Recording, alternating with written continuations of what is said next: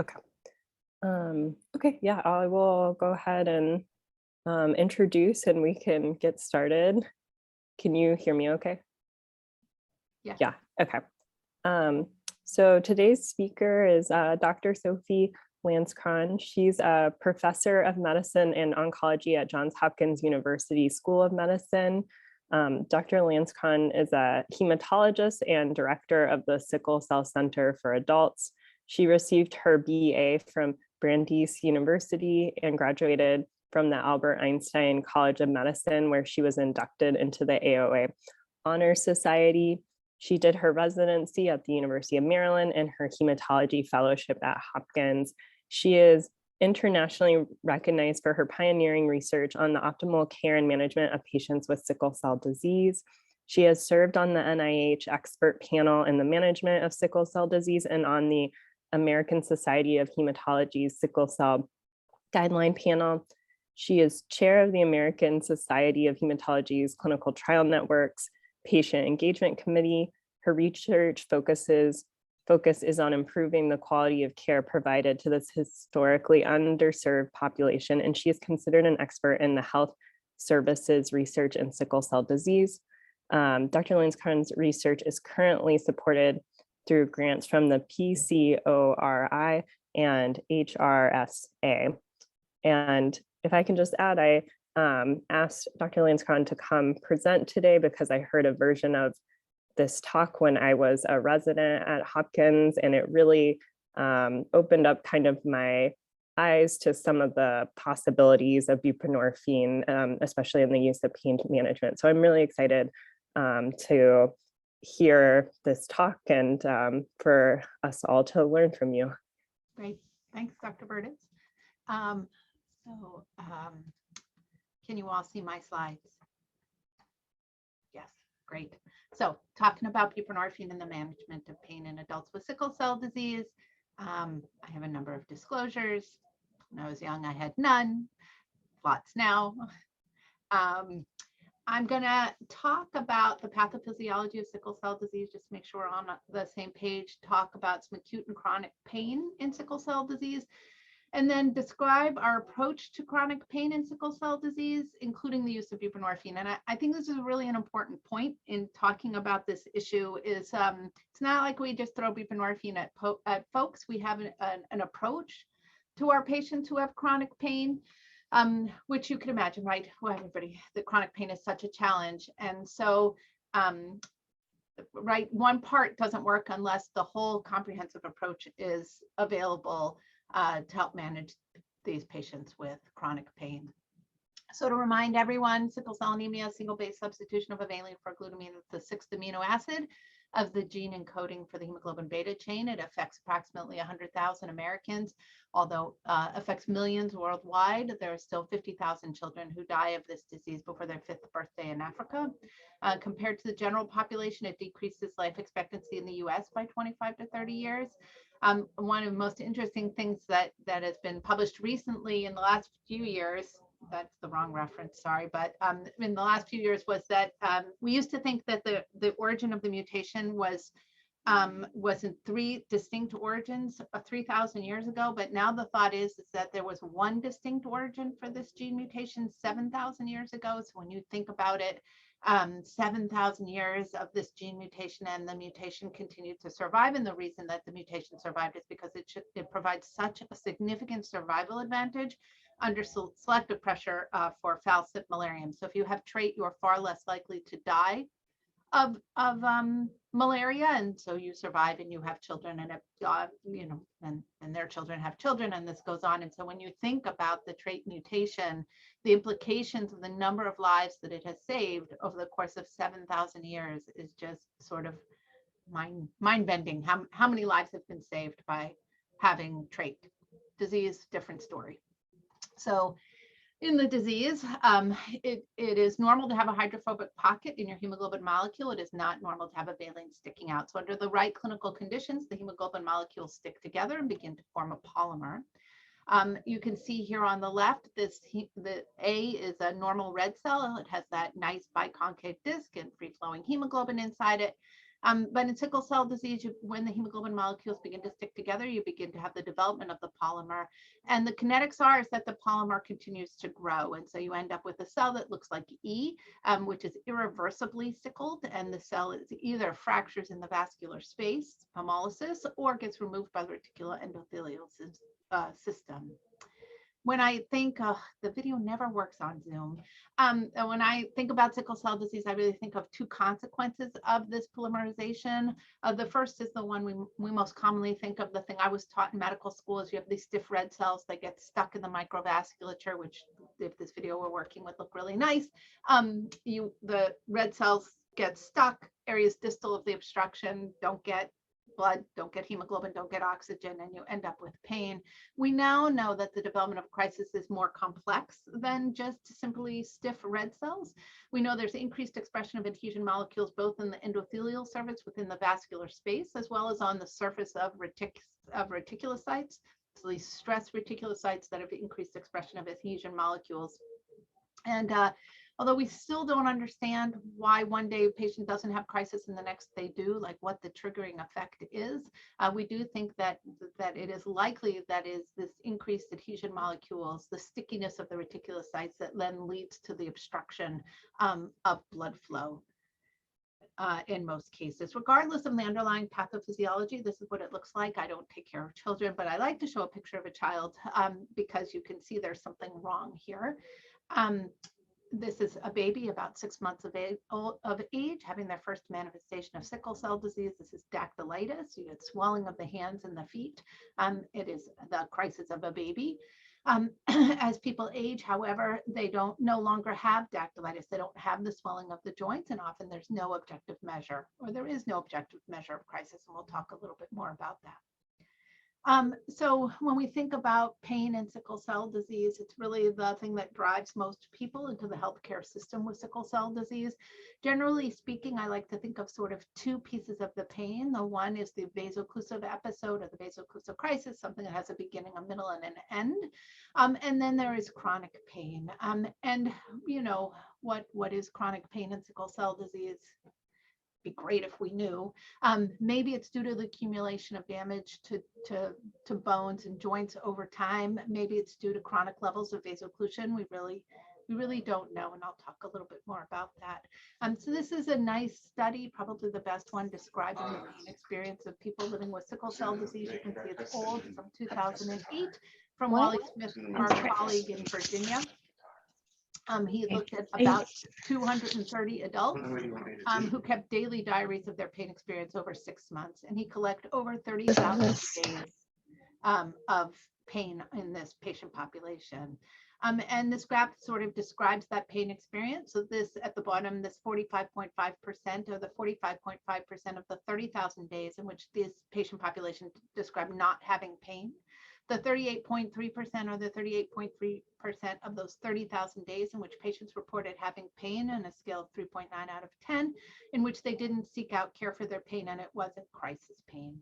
The 12.7% is the 12.7% of the 30,000 days in which patients reported having crisis-like pain with an average pain score of 5 and didn't seek out care for their pain. The 3.5% is the 3.5% of those 30,000 days in which patients reported having either crisis or other pain in which they sought out care for their pain.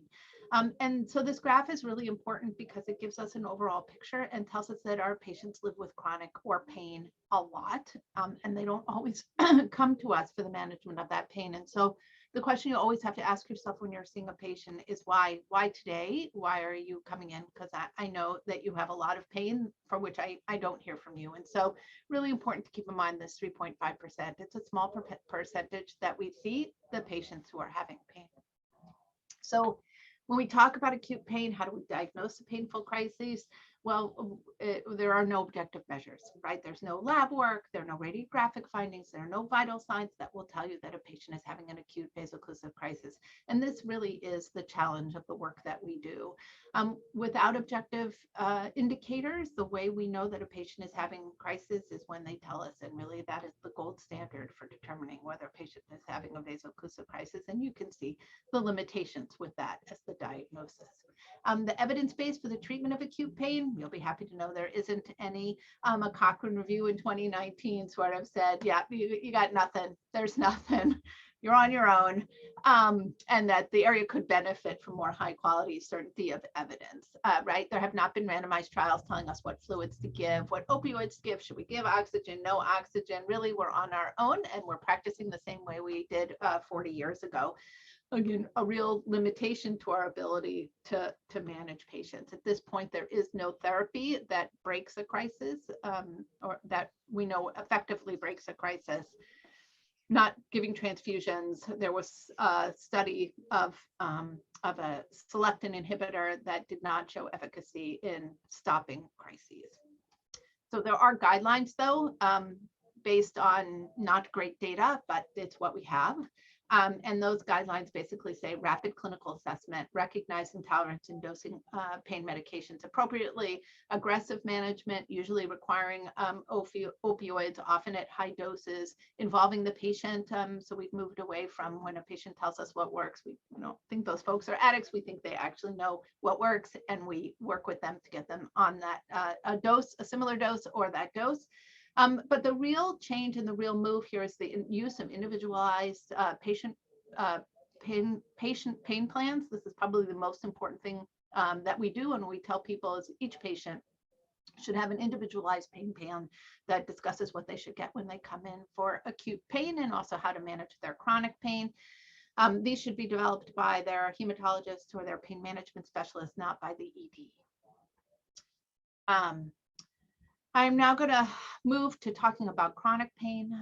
There's growing data that at least 55% of adults with sickle cell disease experience pain on more than half the days or have chronic pain. And we don't really know the true prevalence because it's really underappreciated and hasn't been studied that much, and patients don't share it with us necessarily.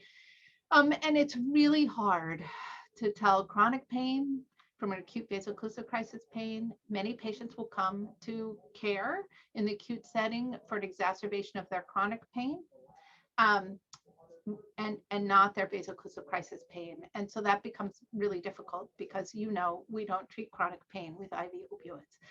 And so trying to figure this piece out is often, it's a challenge, but also part of this comprehensive approach that we use for the management of chronic pain. So why I had talked briefly about the etiology of chronic pain, we really don't know, but we do cure people on occasion with sickle cell disease. And so we have had some patients who we've been able to look at after cure of their sickle cell disease. And this data in some places is all over the place, but this I think describes our experience in managing patients post-transplant. So here you can see a study of 22 young adults who underwent stem cell transplant. And here, just focus in the middle of the black bars show the pain interference. And you can see prior to the transplant, 6 months and a year after transplant, those are what the 3 dots are. You can see that the pain interference dropped significantly. And then in another study that looked at a small population of patients who underwent transplant, 4 of whom were on chronic opioid therapy, you can see by a year to 2 years that all of them were essentially off of their chronic opioid therapy. And that's been our experience. So if we think that the chronic pain associated with sickle cell disease is due to avascular necrosis or bone damage, that shouldn't get better with a transplant. Yet we're able to get people off of their chronic opioid therapy after transplant if we make a focused effort to do so. So there's something going on that we don't completely understand here. So really poorly understood and poorly and understudied. It is hypothesized that central sensitization and peripheral neurosensitization does play a key role. So central sensitization, probably know all this as palliative care experts, but persistent or regulated state of reactivity that maintains pain even after the initial injury has healed. We know there's data that supports that opioid use causes hyperalgesia potentially through this mechanism. We don't know if having sickle cell disease itself leads to central sensitization. There just hasn't been enough studies done, and it's very hard to tease out as many of our patients are on chronic opioid therapy, to tease out how much is the opioid and how much is the sickle cell disease. So there's a lot more work to be done there. We do have some pain experts here who have a pain lab and have studied central sensitization in our patient population. And they're able to do this in the lab and identify people who have high levels of central sensitization versus low levels of central sensitization. And you can see here by the dark blue, which is the people who have high levels of central sensitization, that they tend to have higher pain severity as measured on a brief pain inventory, have more non-crisis pain, have more percent of their days in vaso-occlusive crisis, have more crises, have longer crises, and have more medical visits. And so we do think that this mechanism plays a role in our patients and their chronic everyday pain. And then Dr. Carroll, who is a psychiatrist who works with us here, who's trained in chronic pain, who our psychiatry program trains people in chronic pain. We have a chronic pain inpatient unit. So he's come to work with our patients over the last decade, and he has been an amazing addition. And I wouldn't be having this conversation if it wasn't him and the work that he has done to help us understand what we were doing. He thought we were all crazy at the beginning the amount of opioids we were prescribing to patients, and so his perspective was really helpful. And you can see this is why he thought we were crazy, right? The total morphine equivalents and the average non-crisis pain, right?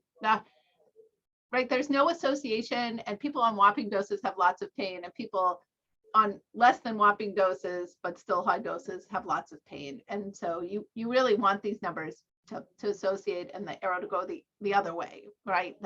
Or the line to go the other way. The higher doses, less pain, but it never works that way. And this just demonstrates that. So, what we were doing with all of our chronic pain was probably not so helpful. So this is one of our patients, a 23-year-old with hemoglobin SS disease, complicated by acute chest syndrome. He had a red cell aluminization and a history of hyperemolysis, so couldn't be on chronic transfusion. He had lots of chronic pain. He was prescribed hydroxyurea, but he didn't really think it worked for him.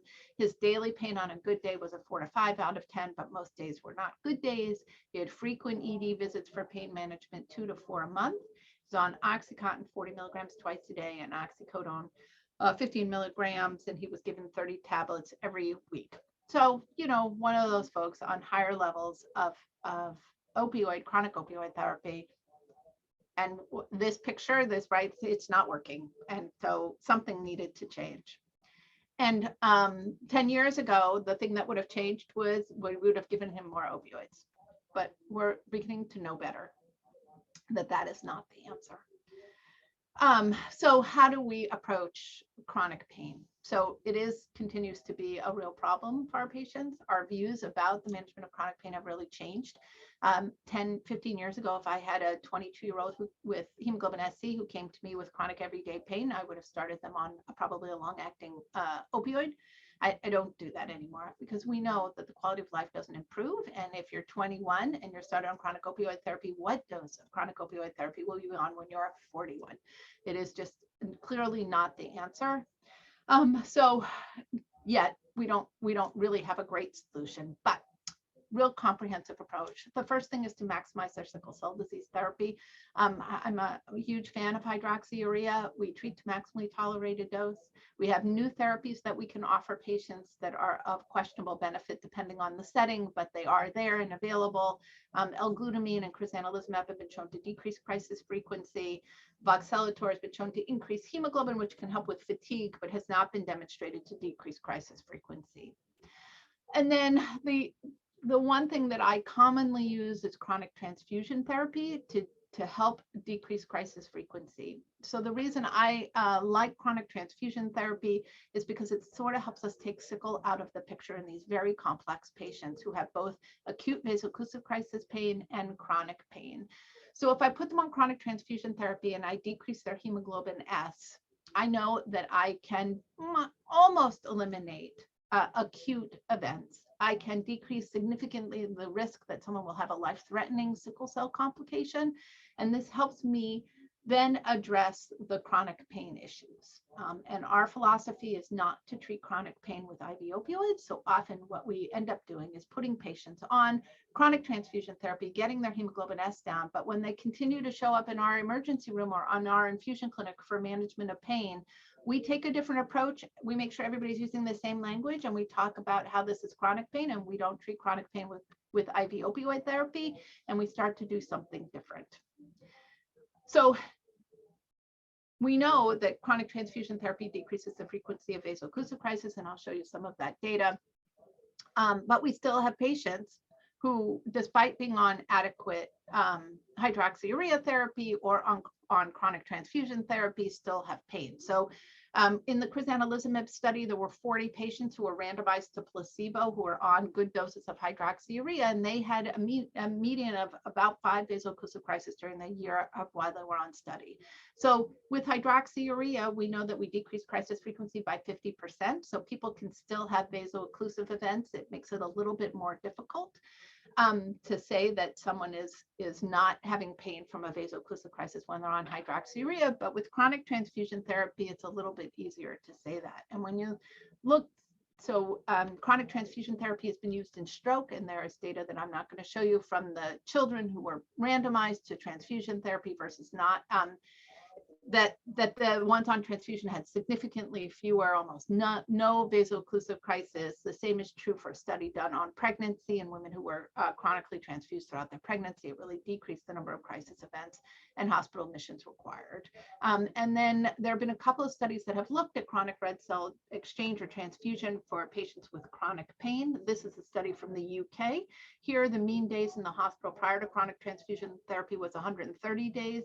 It dropped significantly the first year, and even more so, up to almost 80% by 5 years after starting chronic transfusion therapy. There was a similar study in children who were started on chronic transfusion therapy for pain. About 14 kids were in this study, all had been on hydroxyurea prior. And you can see similar results in that the number of ED visits dropped significantly for the once they were started on chronic transfusion therapy, and their total number of hospital days also dropped significantly after they were started on chronic transfusion therapy. So it is a key piece of what we do. So we maximize their sickle cell disease therapy, but there are still patients who, even on chronic transfusion therapy, will show up in our emergency room or infusion clinic on a weekly basis with pain.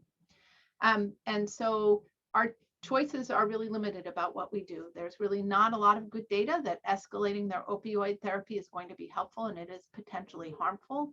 I worry more about opioid-induced hyperalgesia and central sensitization and refractory pain more than I worry about overdose in our patient population, because that is a rare event. But I think these other complications make our lives just as difficult. And so that's where we started thinking about using buprenorphine in this patient population.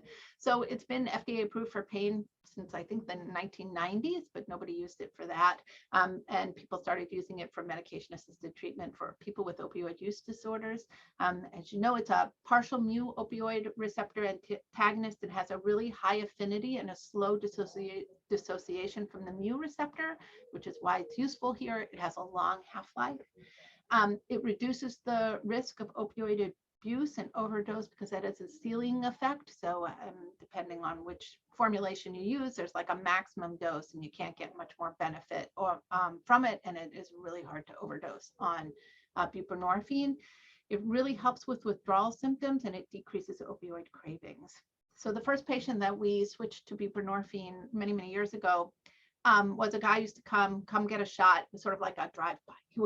He would show up, get a shot of an opioid intramuscularly, wouldn't really wait around for labs, and off he'd go. And we would do this like on a weekly or by a couple days a week, and like what are we doing here? This makes no sense.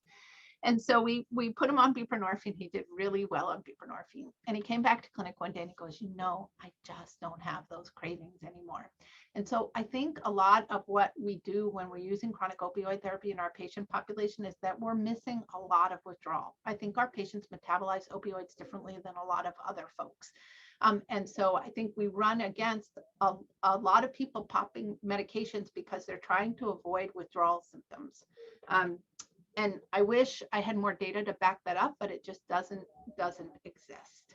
So initially, when we started using buprenorphine, the way we would do it and the way it was used is that you had to be off of all of your full agonist opioids before you could start the buprenorphine, because if you started the buprenorphine while someone was still on a full agonist opioid, it would go and fill all of your mu opioid receptors and push the full agonist off of the mu opioid receptors, and you could cause a precipitated withdrawal. which we really didn't want to do in our patient population. So all patients, so we wanted to conduct this pilot study, but we knew that all patients would have to be in a bit of withdrawal before we started them on the buprenorphine. And we were a little bit worried that the withdrawal could provoke a crisis. So we wanted to do a little pilot study to make sure that this was a safe thing to do for our patients. And we also wanted to look at the impact on acute care utilization. We also have collected some health-related quality of life data, which we have not yet analyzed. So the patients that we included in the study had to have sickle cell disease. They were on 90 to 400 morphine equivalents, had to be insured, 18 to 100 years old, and failed opioid therapy. I'm going to come back to that. The exclusions were that they had pain on the day before or the day of their induction on buprenorphine. We do not do the buprenorphine inductions for our patients who are using illicit drugs because we cannot provide this kind of support that they need in addition to the management of their opioid use disorder. So they need to do that somewhere else.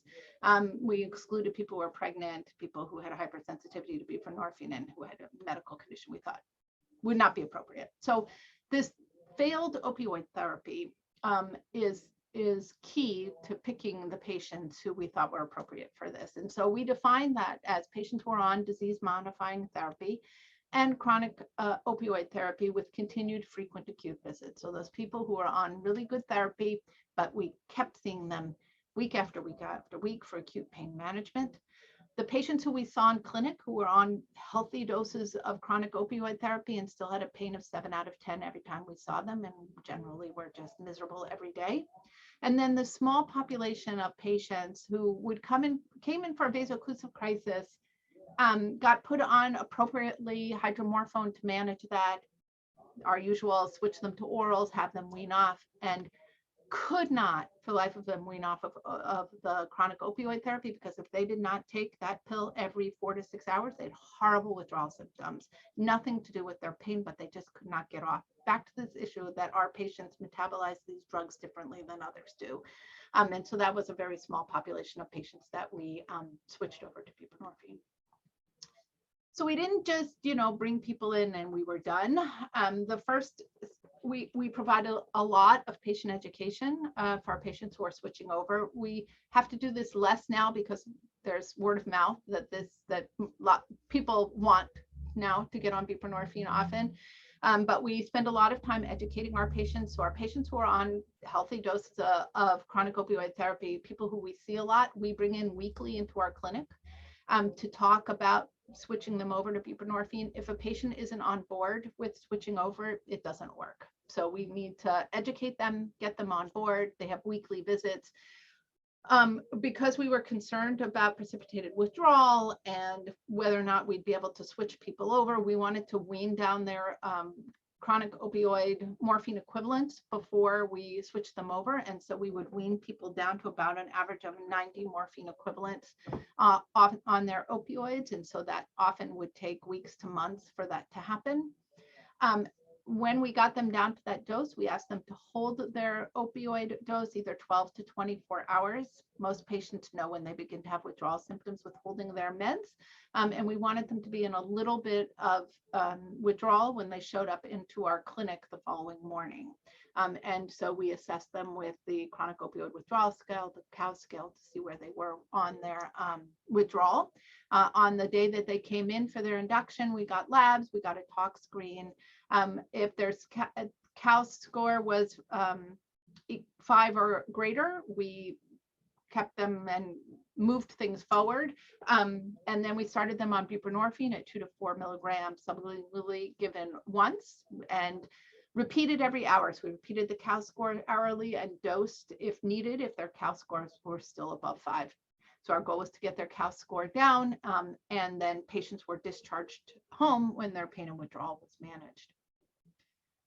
They returned the second day so that we could reassess them and we could give them the dose that we established the day before was going to be. So whatever dose that was needed in order to get them out of withdrawal was the dose that we started them on the next day. And then we collected data on their acute visits.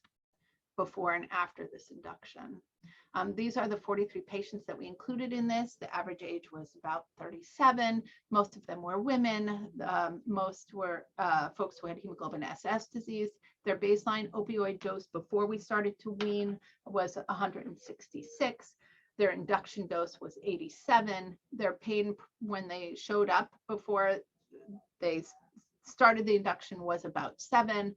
After induction was 5. Their cows before was about 9 and dropped to 3. And the average buprenorphine dose given on that first day was 12 milligrams. And then this is the acute care utilization pre and post. So in red are the number of visits. These are the initial 36 individuals enrolled in the study. You can see the red is the number of visits patients had prior to induction. And we did have a patient in the 6 months before who had almost 60 acute care visits, who dropped down to less than 10 6 months post. And that's been our experience.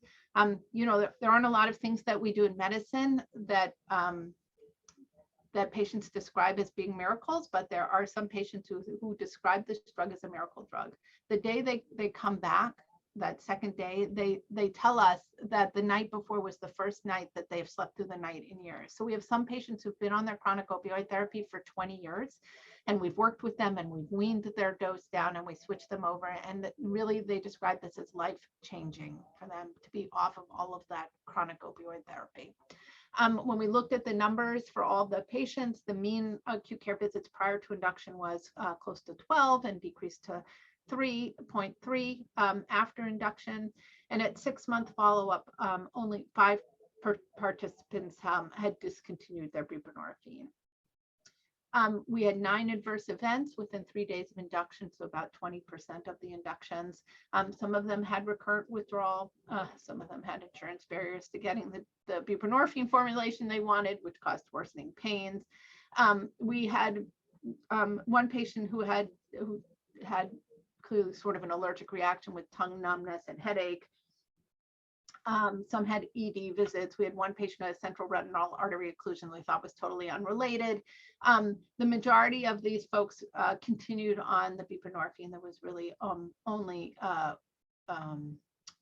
3 who had to stop their buprenorphine. There are limitations to this. It's a small sample size, although I think we may have close to 100 patients now who are on buprenorphine in our clinic. And we're doing ongoing follow-up and want to look at those patient-reported outcomes, which are better than my anecdote of telling you that what patients tell us. So to try to get some real data about those experiences. So when we think about the strategies for inducing buprenorphine, what I've described to you is how we do it in the outpatient setting, but there are patients for whom we do this in the inpatient setting. And so I described the standard induction, which is to get patients off their opioids, have them be in a bit of withdrawal, and then induce the buprenorphine. We have done something similar to this on inpatients, but there are limitations to doing this. One is patients have to be in withdrawal. They don't like that. That is really makes them miserable. And we often have this big challenge in trying to wean people off. So if you've seen patients, really often the ones we struggle with the most, they'll come in with their crisis-like pain. We treat them 3 or 4 days. We then begin to wean them down. And then, 6, 7 days, their pain goes up. So what is that? It's probably a little bit different for everyone. But, why would they then have a resurgence of their vaso-occlusive crisis pain? Often that doesn't make a lot of sense. But I think a lot of this is withdrawal, that even the patients who are, potentially on 30 milligrams of IV hydromorphone a day, healthy dose, and we're weaning them down, when they get to 15 to 20 milligrams, they begin to feel terrible. And I think part of that is that, again, they metabolize these drugs differently and they begin to have withdrawal. And so it's often very difficult for us to get them off of that opioid therapy in-house and switch them over. And it often fails miserably. And when that happens, then the patient's not interested in buprenorphine. And so we had to sort of think about a different way of doing this for our patients, particularly the ones who are in-house. And so we worked with our substance use disorder team, who does this a lot. and started doing some micro dosing, micro inductions. So in this scenario, the opioids, the full agonist opioids are continued through the induction. And we introduce a subtherapeutic dose of the buprenorphine, so it doesn't push all the full agonists off of the receptors and patients don't have precipitated withdrawal. So we started a low dose of 0.15 or 0.3 milligrams IV, and then incrementally increase that dose until we're at the dose we think that they will end up going home on, and then we stopped their full agonist opioid therapy. And that has been an effective way for us to manage getting some of our patients who've never been on buprenorphine. And then I'll talk a little bit about what we do in some of our patients who develop a crisis and are on buprenorphine and how we manage that. So this is the induction protocol that our SUDS team shared with us and what we use. So we use this low dose. It usually takes 24 to 48 hours to complete this. We're checking COW scores every 4 hours. They preferentially like us to use hydromorphone because it has a higher affinity for the mu receptor. This is a convention. They do note that there's absolutely no evidence for this. So typically, most of our patients are getting hydromorphone anyway, but this is what we use. We do use IV full agonists for patients who are having breakthrough withdrawal symptoms while we're doing this. We also use clonidine and other symptom targeted medications for patients who are having withdrawal. And then once the buprenorphine reached the therapeutic level, we stop the opioids. We either quickly taper them or just stop them depending on the dose and the patient. So what do we do about patients who develop a vaso-occlusive crisis and are on buprenorphine as an outpatient? This is often a question the patients ask us. For some patients, we give IV buprenorphine. I'm sure you've met patients who should really never, ever get full agonist opioids for any reason, due to behavioral issues around the chronic opioid therapy, whatever it may be. There are just some who just should not get full agonist opioids. And for them, we use IV buprenorphine. In our other patients, it's sometimes effective. Often it is not as effective as full agonist opioids in managing someone who's in a vaso-occlusive crisis. We use supportive therapy and NSAIDs as well. What we were initially doing for most of our patients was stopping their buprenorphine. Often patients would learn that they needed to stop their buprenorphine the morning of when they developed a crisis that night, or had a sense of a crisis the night before. They would stop their buprenorphine, wouldn't take their morning dose, would come to our infusion clinic, and we would start full agonist opioids to manage that vaso-occlusive crisis. As I mentioned, buprenorphine has a really long half-life. That probably wasn't very effective therapy until 2 or 3 days in to them holding their buprenorphine. But nevertheless, it's certainly effective for a number of our patients. They've got this down. This is what works for them. They're happy with this plan. They stop their bup, they come in and get full agonist opioids. Potentially they have to get admitted. We'll treat them with full agonist IV opioids, and then either wean them off of those and put them back on buprenorphine, as I described, so get them off completely, or send them home with short-acting opioids for a few days, and they'll convert themselves at home because they prefer to be on the buprenorphine, and that works very effectively for a number of our patients.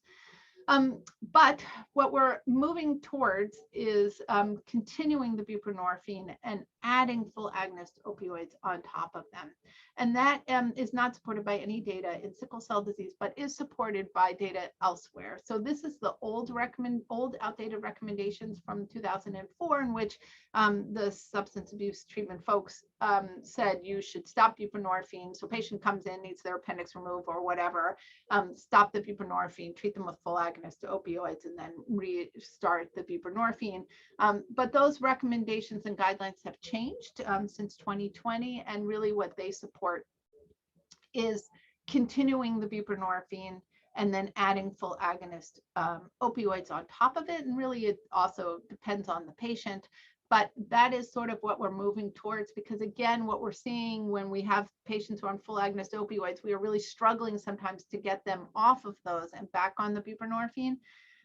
And so our approach has changed some in that we're going to decrease their buprenorphine dose by half to sort of open up some of those new opioid receptors, and then add full agonist opioids on to treat their crises. And honestly, we're just starting this, so we'll have to let you know in the future how that goes. So in conclusion, converting adults with sickle cell disease and signs of opioid failure from chronic full agonist to buprenorphine is safe. It helps decrease acute care utilization. I think it's a good alternative. We are switching a lot of our patients to it. We still, however, have a lot to learn about the best practices in how we manage this in the setting of acute crises and the best ways to switch patients over, especially in inpatient setting. I am showing you this thingy that I'm supposed to show you, and I'm happy to answer any questions. And you'll let me know when I can take that down.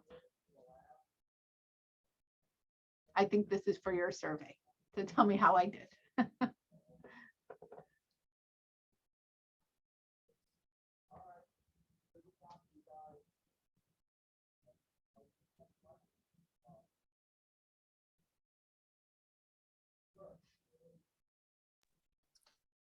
I have Thank a you so question. much for that. Oh, sorry. You go, Nora. You go. No, go ahead, Stephanie.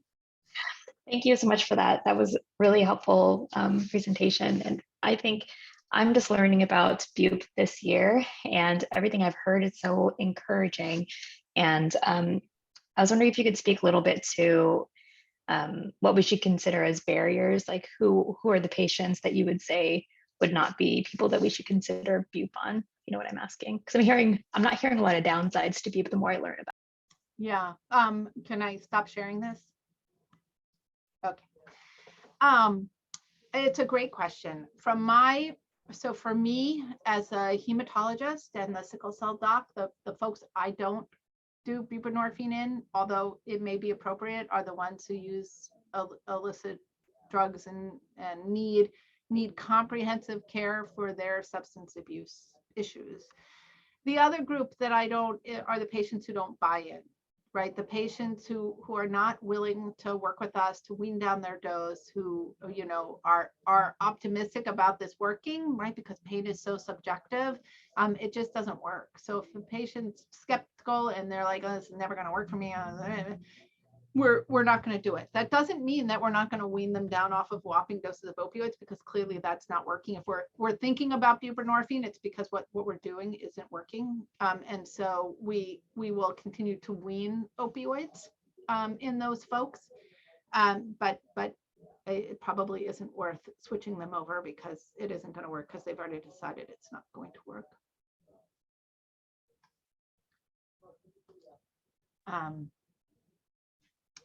Our staffing needs. So the best way for this to work is these patients who are on these whopping doses of opioids and still have lots of pain, or who we see all the time, need weekly visits. And at this point, those weekly visits are with an advanced practice provider, but they could be with a nurse. They're not doing anything but providing a lot of support to patients. And so that it is. The buprenorphine doesn't work in isolation. There really has to be this comprehensive approach and support for these patients who've been on chronic opioid therapies forever. Some of them who have these real behavioral issues. So, right, our patients have been taking a pill every day for 20 years, and now we're going to tell them, right, that they pop a pill when they're having pain. Well, they're so conditioned to pop a pill that sometimes we'll move the buprenorphine to 3 or 4 times a day just to give them the opportunity to pop a pill, because that is part of the behavior. This really takes a comprehensive approach to understanding each individual patient and their needs. And so, you know, having someone who can see a patient often is really helpful. Although I got to tell you, the guy who had almost 60 visits, I can barely get him to come to clinic anymore. So, right, some patients just take this and they fly and they do great. He has a job, he's working full time, he's taking care of his family. It's sort of amazing. But the women, the older women who really struggle, the weekly visits are really needed. So in our post-transplant patients, so it's an interesting group. You know, post-transplant, we see these acute events the patient swears are their vaso-occlusive crises. They'll go home and they have this post-transplant pain, whatever that is. And we quickly learned that if we treated that like a vaso-occlusive crisis, those events would continue. And so a lot of this is what I've already talked about. The side effects of being on chronic opioid therapy is that you need more chronic opioid therapy. And so we really work with patients to wean them down. Often our patients who are the transplant patients don't need to go on buprenorphine. We can just wean, if you really work on this, you can really wean them down off of their chronic opioid therapy, and they don't need a replacement drug. The maximum dose, it has a ceiling effect, and it does depend on which formulation you're using, but I think it's about 24 milligrams of the buprenorphine. You can do a standard UTOX to look for buprenorphine in the urine. Yeah, so the consenting to go on this study, yes. Initially, it was a real challenge. We're talking to patients who literally have been on chronic opioid therapy for 20 years, and we want to take them off, and they look like we have 12 heads.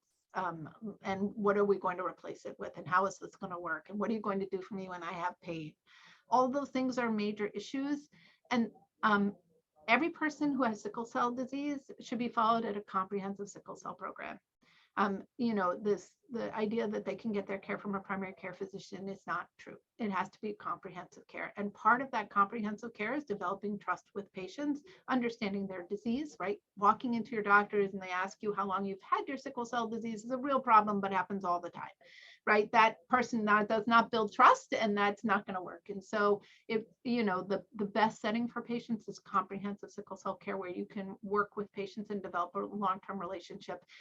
The key to our chronic pain management, when we switch patients to chronic transfusions and we say, right, we don't treat chronic pain with IV opioids, we're going to stop doing that. We have patient-specific treatment plans where patients do not get IV opioids when they show up in the ED for pain, because we do not treat chronic pain. We make sure that message is that what the emergency department team is telling the patient and what we're telling the patients has nothing to do with believing whether they're in pain. I know they're miserable, they're having pain. It's really about what's the best way to do it, and that we have the patient's best interest at heart, and they know we have their best interest at heart. And honestly, there are patients who say, you know what, I'm not hanging around here. You're not giving me IV opioids. I'm leaving.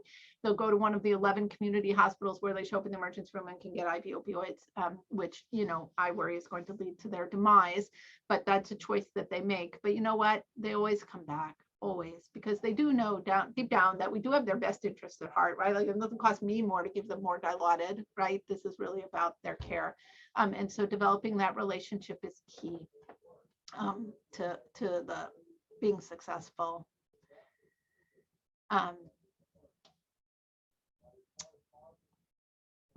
So when we're switching people over in the outpatient center, remember that they're in the outpatient setting, they're off of all their full agonist opioids by the time they've waltzed to the door. And we hourly will give additional doses. So Dr. Carroll helps us think often about whether we start at the 2 or the 4 milligram dose. It's really based on what their morphine equivalents were before they started. So typically we'll start with 2 milligrams and then every hour give an additional 2 milligrams. And often patients are done by 4 to 6 hours. They're usually done and have had enough to get the withdrawal to go away. And so we're dosing them every hour until we've gotten the CAL score down. And that's how we adjust during day 1. So we only have one Dr. Carroll, and we have lots of patients. And we do strongly encourage our patients to see psychiatry. And initially I used to be like, well, we can't write your opioids until you see Dr. Carroll. And so they go and see Dr. Carroll, and Dr. Carroll would say, why you're here? And they would say, because I can't get opioids unless I see you, which is not a very effective therapeutic relationship. So that didn't work. And often our patients don't like, there's lots of stigma associated with seeing a psychiatrist. And so our advanced practice team provides a lot of mental health support to our patients. The ones who have really significant comorbid psychiatric diagnoses of patients who have bipolar disease or really severe depression are seen by our psychiatrist team. We actually have 2 psychiatrists now. who see our patients. But the ones who have sort of your everyday kind of depression, anxiety, those sorts of things, our APPs have really learned from him. We have multi-D meetings every week where we discuss our most complicated patients. And he is always there and provides guidance to the advanced practice providers on how to manage these patients, because they'll show up once to see him. They will not keep showing up to see him because I don't see psychiatry. Thanks. Oh, how often do we run into insurance issues? So thank goodness we have a really good social worker. Most of the time we can figure out a formulation that the insurance company will pay for. So it's really only a problem for patients who are uninsured. Those are the ones that we struggle the most with, but luckily is a small number of our patients. So most of the time we can figure it out, and we know that a patient is coming in so that the social worker can start working on figuring out which formulation the insurance company will pay for and work on the prior auth. But as you can see, one of the 9 adverse events was when the insurance was not fast enough to get them on their dose, and they ended up with more pain and withdrawal.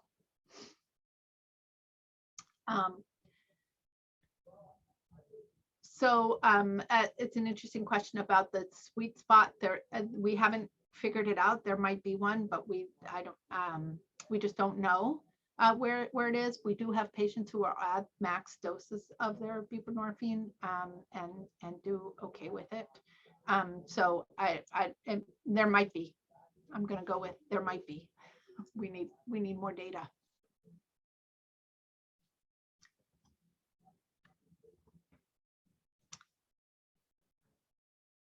Thanks for being such an engaged audience. We do use the buprenorphine patch for some folks, the ones who can't remember to take their pills or don't take them the way they're supposed to. It works nicely. And it sort of depends on the patients. So we use a mix. The most common one are the sublinguals that we use.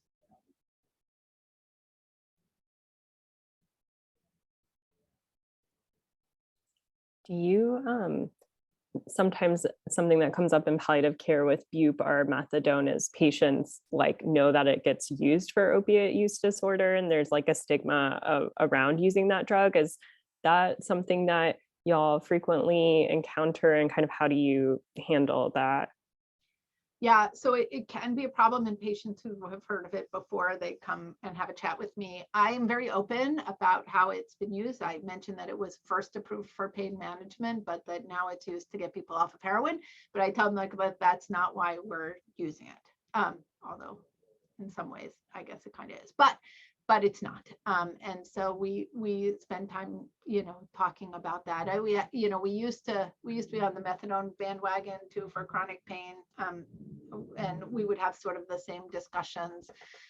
Again, it comes back to trust in the system and trust in us, and a willingness to do this. It's gotten a lot easier because they sit in the waiting room and talk to people, or they know there's a community of people, like they know people, and we have enough people who are on it who are doing well, and talk about their experience, that it has become far less of an issue to sort of talk patients into this. But again, we know that large doses of chronic opioid therapies is not the answer here. So even patients who don't want to be on buprenorphine, we're still working on weaning them down. And often, right, we tell patients when we feel the need to wean before we switch them over. They're like, what do you mean you're going to wean? Is often when we wean, pain either doesn't change, or in some people actually gets better. So it's only when we're getting really close to switching people over that they tend to really struggle more with pain, because they're on a lower dose of opioid and probably are having a little bit more withdrawal. But the people on whopping doses, moving from 300 to 200 morphine equivalents, there's no difference in their pain. We have not rotated anybody off. In our experience with methadone, it just was not good. It works for a little while, and the next thing you know, you've increased the dose, and it has such a long half-life that we just it just was never very successful in our patient population.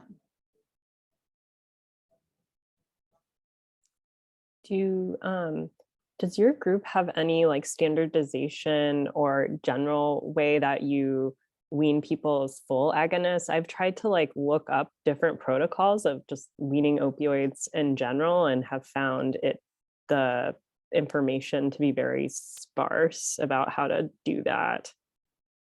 Yeah, we wean it. So, generally we start by weaning the long-acting opioid. That's usually where we start. And sometimes we have to bump up the short actings to get them off.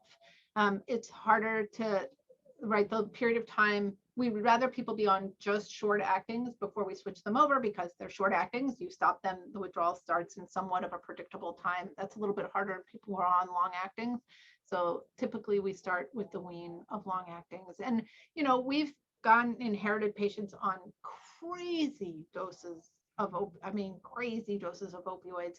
And what we tell patients is like, this is not going to happen in a week. We have some patients who, right, we commit to doing this over like a year, right? Slow, incremental, weekly prescriptions for opioids in people who are on whopping doses, right? Monitoring urine toxes, all of those sorts of pieces that we do. And it's a slow process. And that also helps with some of the trust issue. Is like, when I meet a patient the first time, I was like, I make no changes except for how often I'm not writing 300 pills of anything during a visit, right? You come back and, I write you a script for a week and you come back and we talk about how things are going. But other than that, I don't, right? I tell them what the plan is. The plan is we're going to wean you. And if you're not on board, right, then we will not be the ones who are responsible, because patients on whopping doses of opioids do badly. Patients who come to the hospital a lot do badly and they die early, and the data supports that. So our goal is to get people out of the ED. And then how did you guys adapt with COVID, like for these inductions for outpatients? Were you doing any of this like via Zoom and telehealth and stuff? Yep. So the weekly visits, the outpatient visits moved to telehealth. And we still induced, our infusion clinic for acute pain management was open the entire time. And so we could still bring people in for inductions.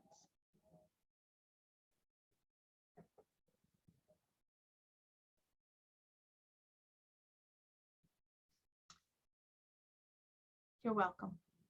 It's my pleasure.